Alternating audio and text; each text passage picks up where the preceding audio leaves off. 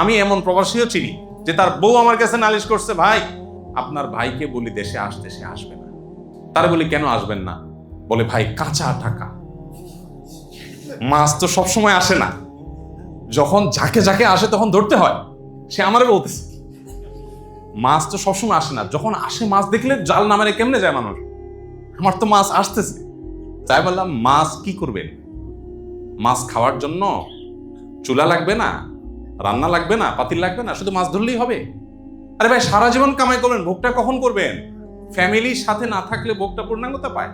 এই জন্য বলছি ফ্যামিলিকে ছাড়া বিদেশ করলে এর জন্য একটা পরিকল্পনা আপনার থাকতে হবে। আমি এত বছর এই টার্গেট পূরণ করবো ইনশাল্লাহ, এরপর আর করবো না। প্রথম যে বলে কি মায়া মায়া, প্রথম নতুন একদম নতুন যখন যায়, প্রথম কয়েক মাস দেখি মন টন খারাপ, কি হয়েছে ভাই? ভাই নতুন আসছি তো ভালো লাগে না, যাক আসছি যেহেতু বিচার ইসা দেনা টানা করে ভিসা নিছি, তো ভিসার টাকাটা শোধ করলে ভাই আমি আর থাকবো না। ভিসার টাকাটা শোধ হয়ে গেলে এরপরে কি ভাই আপনি না চলে গেলেন না?